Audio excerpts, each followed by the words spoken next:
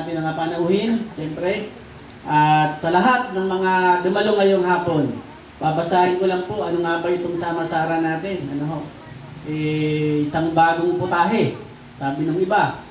No? Pero para ho sa amin, sa grupo na Dumatayong Convenor ng grupong ito po ay isang panimulang hakbang para itulak, tiyakin, siguruhin ang panalo ni Inday Sara Duterte dito po sa Pasay.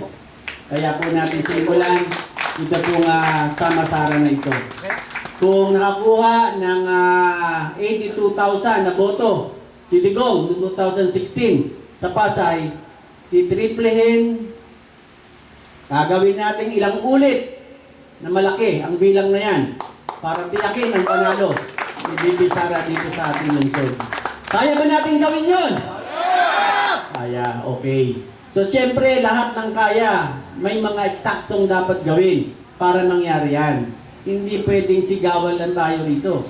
Hindi pwedeng pormahan lang. Trabaho po ito. Diba? Siyempre, yung mga layunin natin sa buhay, sa barangay, sa lipunan, mangyayari yan pag ang mga tao gumagalaw. Lahat po na nangyayari sa mundo, sa iba't ibang bayan, malaki ang papel ng taong bayan. Ano ho? Pag hindi kumikibo ang taong bayan, hindi kumikilos, siyempre nagpapatuloy yung kalokohan, nagpapatuloy ang hindi magandang mga gawain. Ang pagbabago sa lipunan ay bumibilis, bumabagal, depende kung paano kumikilos ang mga tao. Kung nagpapabaya ang mga tao, babagal. Pag tumatahimik, pag lumalaro, tumatagal. Diba? Yung pagbabago. Pero ganoon pa man, magbabago at pagbabago dahil ang universal na katotohanan sa mundo ay yung pagbabago lang. Walang makakapigil dyan. Dahil yung bakal nga nagbabago, di ba? So magbabago po ito. Kinakailangan lang natin, simulan natin. Dito po sa Pasay, gagawin po natin na maging sentrong kilusan ng Inday Sara Duterte sa Pasay ang sama-sara tayo. Ano po? Una po yan, gagawin natin na isang sentrong organisasyon, sentrong kilusan na magpapanalo kaya Bibi Sara, ito pong sama-sara tayo. Okay po ba yun? Okay! Pangalawa, siyempre ang sama-sara po ay mangunguna sa mga maliliit at malalakihang pagkilos sa lungsod ng Pasay. Sisimulan natin sa maliliit hanggang mapalaki. Ano po? Abangan po natin yung mga paplanuhin, mga aktibidad mula po ngayon yan hanggang sa 2028. Pangatlo, siyempre, yung pag-uorganisa. Palalawakin dapat natin itong sama-sara mula sa barangay. Magtatayo tayo ng mga balangay o chapter ng sama-sara tayo. At siyempre, simutin natin yung lahat ng mga prinsipyadong tao sa ating mga barangay at mga kalye. Tahimik lang yan. Hindi kumikibo, hindi masyado nagpapartisipa. Pero naniniwala at nag-iisip sa matino at mahusay pamamahala sa gobyerno.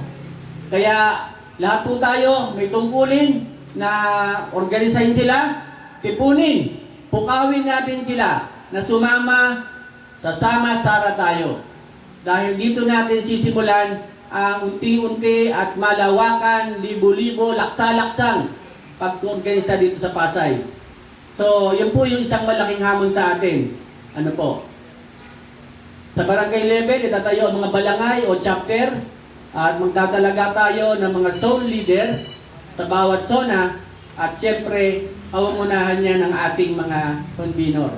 At sa malapit na hinaharap, 3 buwan, 4 na buwan mula ngayon, ito po ay soft launching lang mga kapatid. Kaya 3 buwan, 4 na buwan mula ngayon ay lulunsad natin ang launching talaga ng sama-sara tayo.